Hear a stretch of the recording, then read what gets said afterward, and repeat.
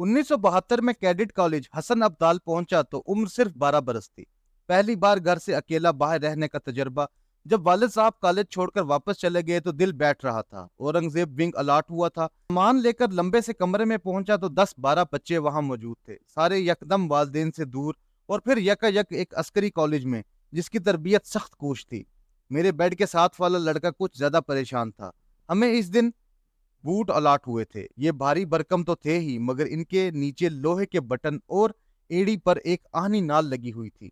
Boot पहनकर चलने की कोशिश की तो फिसल कर गिर पड़ा। साथ वाला बच्चा भी इसी तरह फर्श पर गिर गया।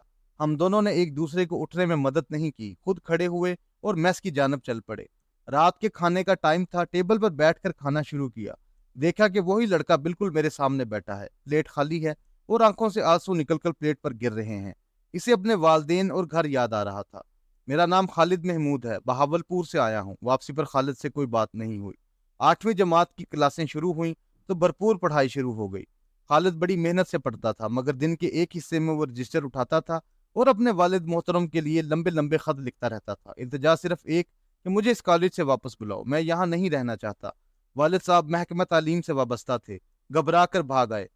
वालिद साहब ने इसे वापस ले जाने से इनकार कर दिया। इनकी नज़र में कैडेट कॉलेज पाकिस्तान नहीं बल्कि दुनिया की बेहतरीन तालीमी और तरबियती दरसगाहों में शामिल था। वैसे आज मैं बजाते खुद भी ये बात मानता हूँ। मैं जो कुछ भी हूँ, डॉक्टर बना, बड़े आराम से CSS कर लिया। ये सिर्फ और सिर्फ हसन अब्दाल की हद दर्जा सख्त मेहनत करवाने की आदत की बदौलत हुआ। खैर, छुट्टियां हो गई, वापस आए तो खालिद महमूद बिल्कुल बदल चुका था। इसे अब घर याद आना बंद हो चुका था। इससे दोस्ती शुरू हो गई। हमारी क्लासरूम भी यकसां थे, खेलने के मैदान में भी और मेस में भी एक था।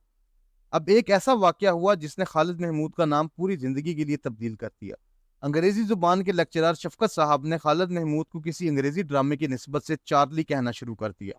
खालिद के बाल मुकम्मल तौर पर घुंघराले थे। चार्ली का तखल्लुस या कुन्नियत खालिद की शख्सियत के साथ ऐसा नत्थी हुआ जो 50 बरस इसके साथ रहा। कैडेट कॉलेज में चार्ली अब एक मशहूर नाम था। खालिद महमूद को तैरने से बड़ा डर लगता था। स्विमिंग पूल के अंदर जाने से घबराता था। मसला यह था कि स्कूल में तैराकी लाजमी करार दी गई थी। चार्ली को हाउस मास्टर सिद्दीकी साहब मरहूम ने बहुत बार स्विमिंग की तरफ रगबत दिलाई, मगर चार्ली कोई ना कोई बहाना कर देता था। फिर एक दिन हाउस मास्टर ने फैसला किया कि जो लड़के तैरने से डरते थे इन्हें जबरदस्ती पूल में फेंक दिया जाए। इनकी हिफाजत के लिए माहिर तरीन सीनियर्स की एक टीम भी लगा दी गई। जब चार्ली की बारी आई तो वो पूल से थोड़े फासले पर दीवार के साथ खड़ा हो गया। दौड़ता हुआ पूल के किनारे आया, अल्लाह अकबर का नारा बुलंद किया और इंतहाई तेजी से वापस भाग गया। सिद्दीकी साहब गुस्से से सुर्ख हो गए। उन्होंने एक रस्सी मंगवाई और जबरदस्ती चार्ली को पूल में लेकर गए। यह नाकाबिले फरामोश वाकया बहुत मशहूर हुआ, मगर नतीजा ये निकला कि चार्ली थोड़े अरसे में माहिर तैराक बन गया। खालिद और मेरी दोस्ती की एक वजह और भी थी, हम दीवाना वार पढ़ते रहते थे। छुट्टी वाले दिन जब दूसरे तालिब इल्मों के अजीजों अकारब मुलाकात के लिए आए होते थे तो मैं, चार्ली और रिजवान हाशिम कॉलेज की मस्जिद में अकेले पढ़ते रहते थे। रिजवान फौज में डॉक्टर बन गया और ब्रिगेडियर बनकर रिटायर्ड हुआ। हद दर्जा शरीफ और मजहबी इंसान। खैर, हम सारे इतनी मेहनत करते थे कि टीचर भी हैरान हो जाते थे। मैं और चार्ली सुबह बहुत जल्दी उठ जाते थे। हॉस्टल के टीवी रूम में आने वाले दिन का सबक जहन नशीन करते रहते थे। चार्ली मेरा, अली हमाद और इमरान राशिद का एक ग्रुप सा बन गया। अली हमाद और इमरान राशिद अमेरिका में हद दर्जा कामयाब डॉक्टर हैं। वीकेंड पर हम चारों बस में बैठते थे, पिंडी पहुंचते थे, कोई फिल्म देखते थे, पैसे जमा करके किसी दरमियाने दर्जे के होटल में खाना खाते थे और फिर रात के वापस आ जाते थे। चार्ली सेकेंड ईयर FSC तक पहुंचते पहुंचते 6 फुट का हो चुका था। रंग सुर्ख सफेद और हद दर्जा बजलाए संच और हाजिर दिमाग इंसान। 77 में हम सारे कैडेट कॉलेज से निकले तो तमाम का दाखिला किंग एडवर्ड मेडिकल कॉलेज में हो गया। यहाँ चार्ली और मैं एक ही हॉस्टल में मुंतकिल हो गए। 1978 से लेकर 1984 तक हम सब लोग मेडिकल कॉलेज में इकट्ठे रहे। पढ़ाई तो खैर थी ही, मगर लाहौर का शहर, फिर फौजी कॉलेज से बाहर आकर अपने फैसले खुद करने की आज़ादी एक अजीब कैफ था। रात गए चार्ली यकदम उठता और हम हॉस्टल के पीछे ग्वाल मंडी के इलाके में मलिक टी हाउस में चाय पीने चले जाते। लक्ष्मी में कोई हजारों बार हम सब बाजमात खाना नोश करने निकल जाते। एक बड़ी दिलचस्प बात, चार्ली पढ़ते पढ़ते उठता और फिल्म देखने का ऐलान कर देता। हम सारे एबट रोड जाते, कोई भी फिल्म देखते और रात के हॉस्टल वापस आ जाते। चार्ली को मोहम्मद अली एक्टर हद दर्जा पसंद था। दीम और शबनम की अनगिनत फिल्में इकट्ठी देखी हैं। कभी कभी खालिद अच्छे मूड में होता तो मोहम्मद अली की तरह एक्टिंग करना शुरू कर देता।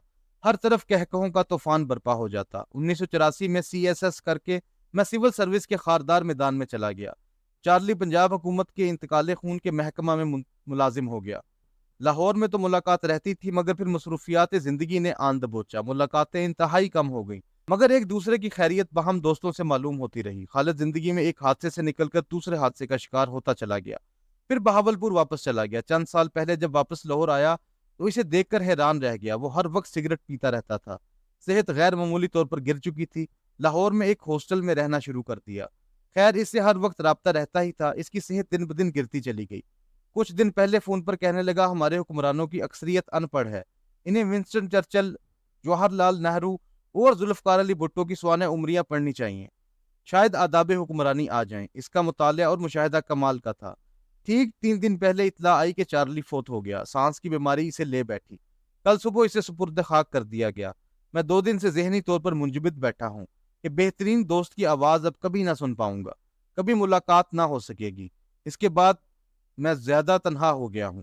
یقین نہیں آتا، مگر سچ تو یہی ہے کہ چارلی بھی چلا گیا، کبھی نہ واپس آنے کے لیے۔